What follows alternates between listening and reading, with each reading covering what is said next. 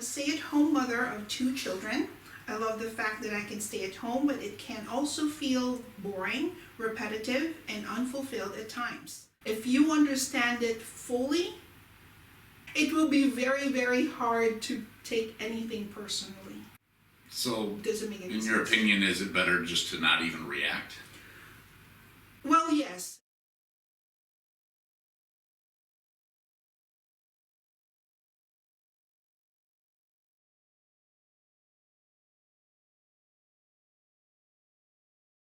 Hello everyone, my name is Kay Hartman, and with me as always is my husband Steve. Hi, glad you could make it. Welcome to our YouTube channel, Clear Echoes. If you are new to our channel, this channel is dedicated to those who are looking for advice. I'm a certified clinical hypnotherapist and a life coach, and today we are going to start with Angie. She said, I'm a stay-at-home mother of 2 children. I love the fact that I can stay at home, but it can also feel boring, repetitive, and unfulfilled at times. I thought of starting my own YouTube channel, but I'm afraid of bashers and trolls. I feel that the minute I get a negative feedback, I would stop and not continue filming, which makes me not want to start at all. I know this is more of a mindset that I can change, but how do I start? It seems that whether people do something good or bad, they get the same amount of negative feedback from people, and some comments just plainly want to inflict pain towards the content creator. True. This realization holds me back from posting all the content I've already done. Should I even consider posting my content since I don't have thick enough skin to put myself out there? But I also feel that some mothers can relate to my experiences as one, and I want to reach out and connect to those people. I hope you can give me some advice. True, Angie. Very true. Well, it sounds like you're setting yourself up to do a channel, which that's awesome. Well, first of all, Angie, the trolls and the detractors, they're gonna come later on. Right now, what you need to do is to just create content, because it may take years, and I am not exaggerating this, nor am I trying to detract you, but what you really need to address right now is the continued motivation to post.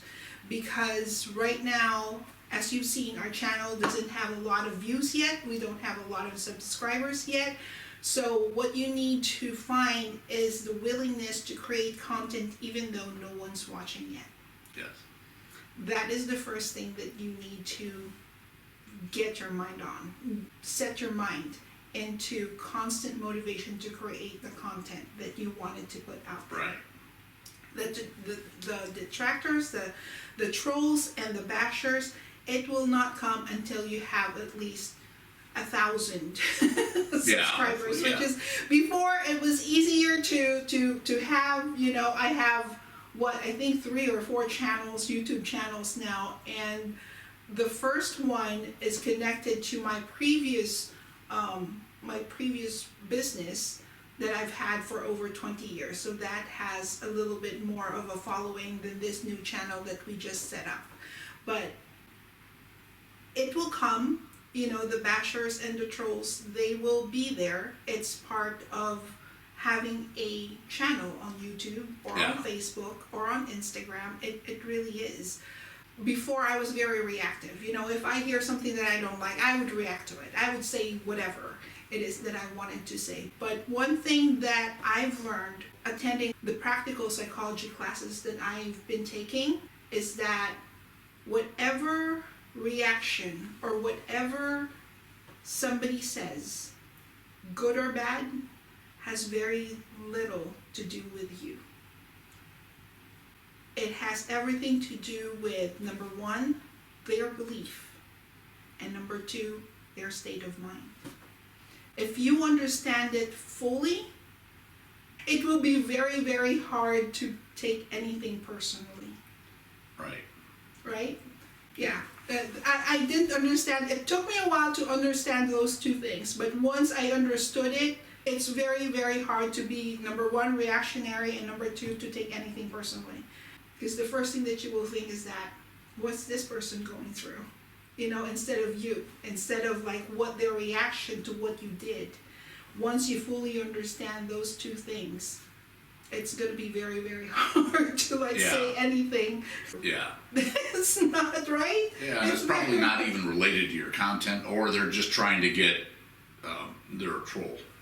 Yeah, well, like she said, most of the time they just want to inflict pain towards the content creator, and that is true. That is true. But unfortunately, that is part of owning a channel on any social media platform, whether it's on YouTube, whether it's on Instagram or TikTok or Facebook. It doesn't really matter. You will always have someone who's going to criticize you.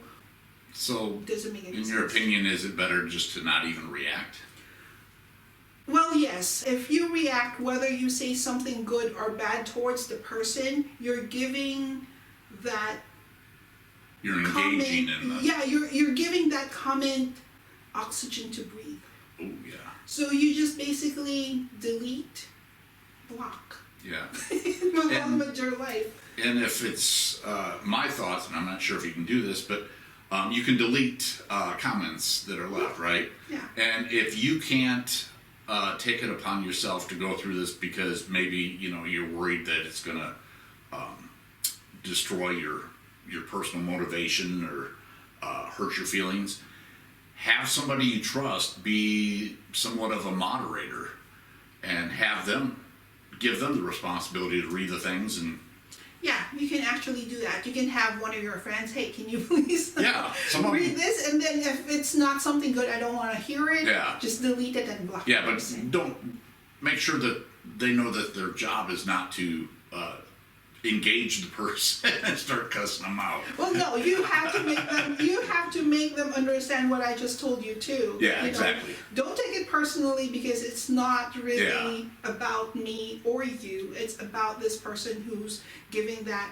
And the thing is that, I was just listening to one of this content creator, and there are actually some companies, unfortunately, that does that hires people to say something bad towards a competitor, towards somebody's like, so that too, it's like when you know that, it's so hard to like just take it personally, really. And I've seen a lot of content creators who have been destroyed because of all those comments. There's one lady and I love watching her content too. She's from China, and she lives out in the farm with her grandmother, and she had like millions, like tens of millions of followers, and her videos have been watched like hundreds of millions of all over the world. And I guess she had so many detractors in China, and she decided to just stop creating content, which is kind of sad.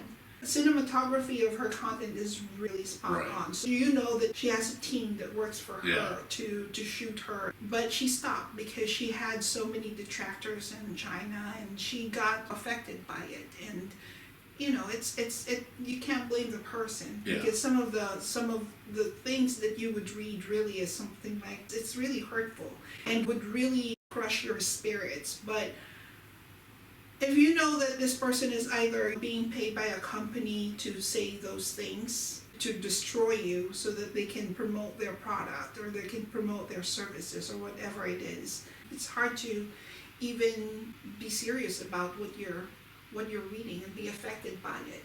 Yeah. And that's assuming she's doing the content to be monetized, right? But is there a way where you can just turn off comments? There is a way to turn off comments too, but I believe that if you have interaction, that it's better for your channel. Oh, you'll get more views. Okay. So the algorithm catches it faster. Yeah. And it will get suggested to the people who are watching YouTube. Feed, right? Yeah. So I think that it's good to have it on. I like your idea of having a third party reading all the comments and then erasing it and blocking the people for you, so that you don't, it's filtered. Just make sure it's somebody you can trust, and if you're mindful of what you say, you will catch yourself too. Yeah. So it's true for everyone. that what you say and what you say or comment on towards another person depends on your belief and your state of mind. Because if you have seen people who are in love, right? The people who are in love cannot find anything negative on anything. Yeah, And they that's don't true, want yeah. to, and they don't want to engage on anything that is negative that will, ruin their state of mind of being in love and everything's pink. Yeah. So that in itself, that's a really great example of what you're thinking and where you are in your head affects how you react on things. Yeah. So that's my advice to you, Angie. Don't take anything personally.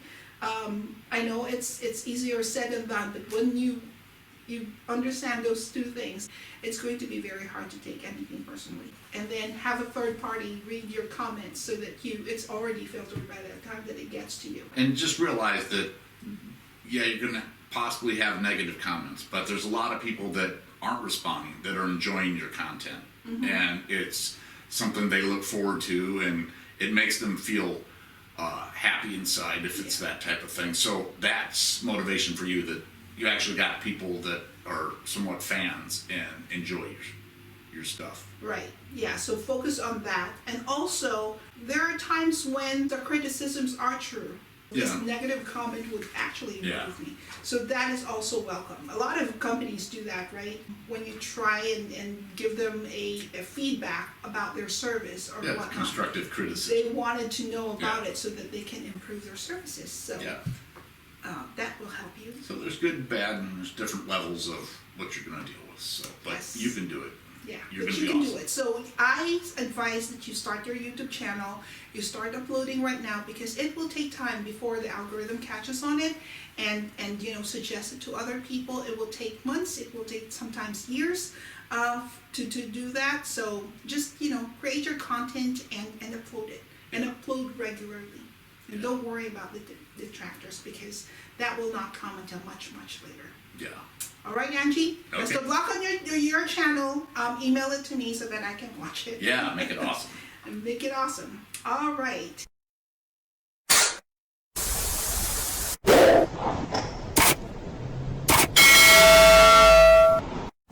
On the next episode of Clear Echoes, I'm 24 years old and a new college grad.